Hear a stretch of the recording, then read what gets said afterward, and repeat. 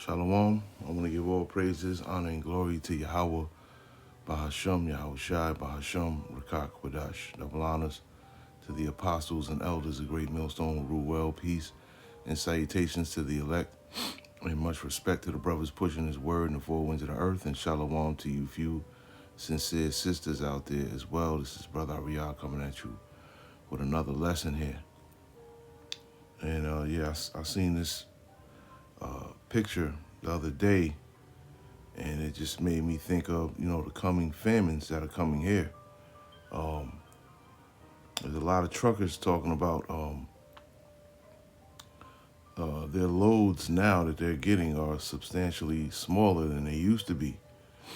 Okay, and truckers, they weigh their loads and they know pretty much how much the weight is going to be that they put on the back of their trucks and their trailers.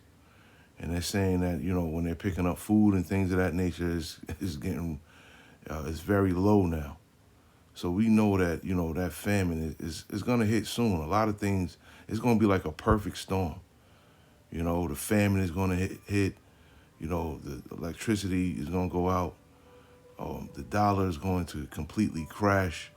The stock market is going to crash. All these things, it's going to be like a perfect storm, man. Okay? And when there's no food out here, as the scriptures speak about, the storehouses shall suddenly be found empty. All right? A lot of people are going to be around here looking like this. Okay? And this is a photo that shows a man guarding his family from cannibals, okay, during the Mandras famine of 1877 in India. And as you can see here, I really can't, if I blow it up, the file will be corrupted. But as you can see right here, man, you can see the skin is cleaving to his bones, man. This is the result of a great famine here, man. Okay, you see the whole family, suffering. All right. So I'm gonna go to Lamentations 4 and 8, and it says, their visage is blacker than a coal. They are not known in the streets. Their skin cleaveth to their bones. It is withered. It has become like a stick. Okay, and this is exactly, what famine will do to you. This is your body eating itself alive. Okay, until it's left looking like this here, man. And a lot of people in Babylon the Great, Lord willing, I'm not one of them. Lord willing, you brothers and sisters are not one of them either, are going to have to face this fate here, man. A slow, agonizing death. Okay, and this is what you see in their faces, agony, man. And another thing about this picture here, man. He's guarding his family from cannibals, man. Okay, which is going to be a real thing here in Babylon the Great too. Could you imagine, a pack of people hunting you specifically to eat you, to kill you and eat you, man? And how that would make you feel, man. These things are going to be very much real here in America real soon. And it says, they that be slain with the sword are better than they that be slain with hunger. For these pine away, stricken through for want of the fruits of the field. And it says, the hand of the pitiful woman have sodden their own children. They were their meat in the destruction of the daughter of my people. Okay? People had to resort to eating, their children, during the famine. Okay, and to sodden your own children. Sodden means to boil, okay, or to cook. All right? So a lot of these things, okay, there's nothing new under the sun, as the scriptures tell us. The things that happened in the days of old are going to happen here in Babylon the Great soon. Okay? So that's what this picture made me think of, man. That coming famine, man. Okay? This picture is powerful. He's guarding his family from cannibals, man. Probably has no type of energy or strength, okay? But he's there with a spear, what it looks like, or a little stick or whatever, to guard his family from people trying to eat him, man. That's deep, okay? And then I saw this picture here. And as you can see here, I really can't, if I blow it up, the file will be corrupted. But as you can see right here, man, you can see the skin is cleaving to his bones, man. This is the result of a great famine here, man. Okay, you see the whole family, suffering. All right, mistaken. Yeah, and it says a photo taken in 1993 of starving Sudanese child stalked by a vulture. Okay, this picture is crazy right here, man.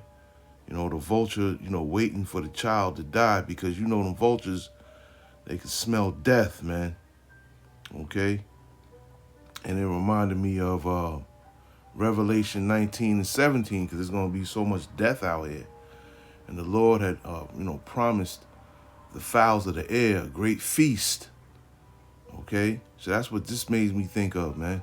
This is Revelation 19 and 17, and I saw an angel standing in the sun, and he cried with a loud voice, saying to all the fowls that fly in the midst of heaven, come and gather yourselves together unto the supper of the great power, that ye may eat the flesh of kings, and the flesh of captains, and the flesh of mighty men, and the flesh of horses, and of them that sit on them, and the flesh of all men, both free and bond, both small and great. Okay?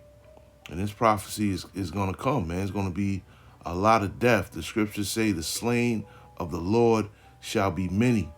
That's Isaiah 66 in the 16th verse. The slain of the Lord shall be many, man. Okay? So that's what this picture right here reminded me of, this scripture, Revelation 19 and 17. Where the fowls are going to, feed on the flesh of dead people, man. It's going to be a lot of death coming, man.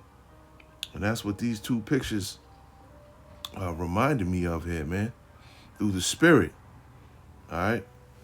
Let's get I'm not gonna make this long, but let me see. Let me get let's get Isaiah. Okay. Of course, Isaiah 65, 11 through 14. Okay, and it says, but ye are they that forsake the Lord, that forget my holy mountain, that prepare a table for that troop, and that furnish the drink offering unto that number. Therefore will I number you to the sword, and ye shall all bow down to the slaughter, because when I called ye did not answer, when I spake ye did not hear, but did evil before mine eyes, and did choose that wherein I delighted not. And that's the majority of the people out here that pretty much swiped the Lord's hand away when he extended it out to help them.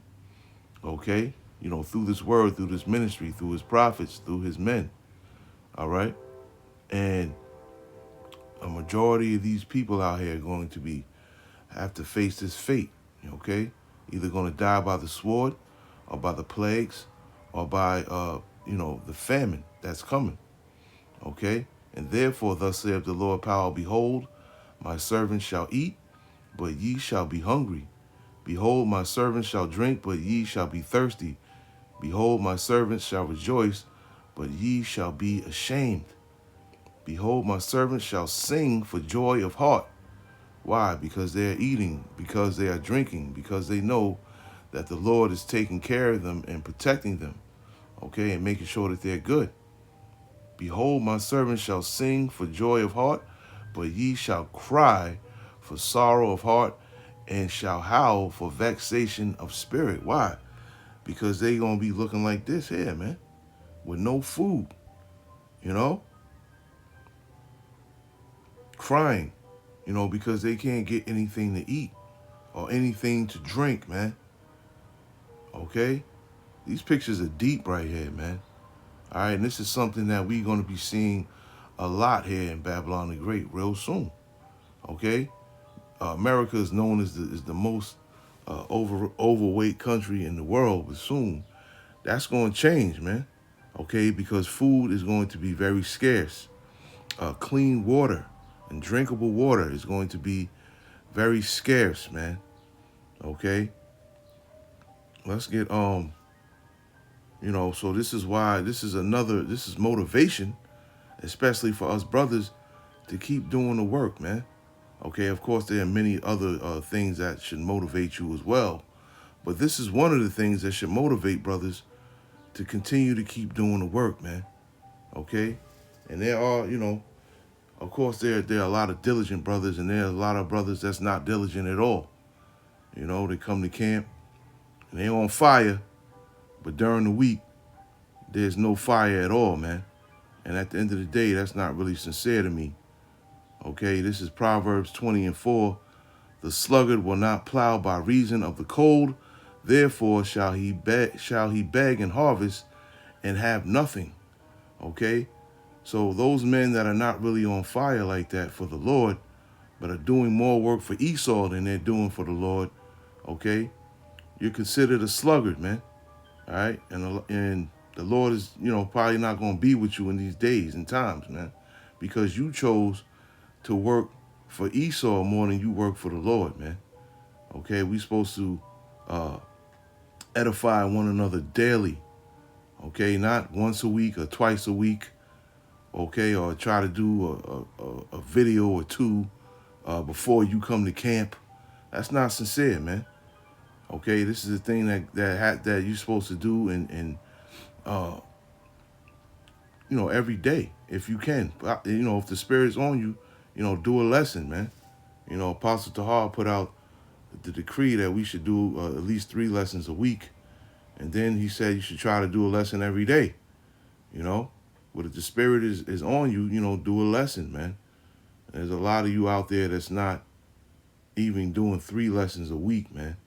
So this is something to consider too. You don't want to be out here looking like this, where the Lord is not dealing with you and not, protecting you and making sure that you eat and drink, man. You don't want to be out here looking like this. Let's get All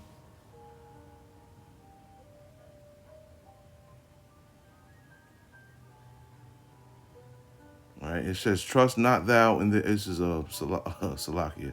It's Sirach 16:3. "Trust not thou in their life, neither respect their multitude." Right, and this is my point. "For one that is just is better than 1,000, and better is it to die without children than to have them that are ungodly." But my point is, for one that is just is better than 1,000. Okay, so meaning, more people.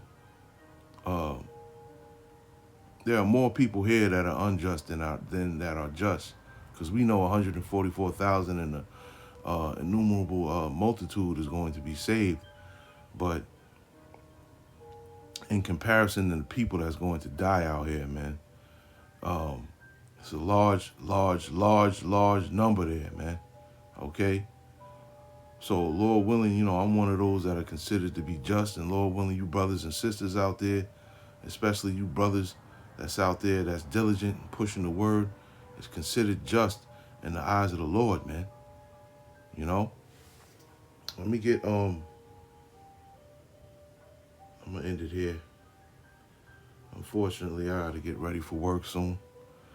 Psalms 55 and 22 and 23, it says, "Cast thy burden upon the Lord, and he shall sustain thee. He shall never suffer the righteous to be moved.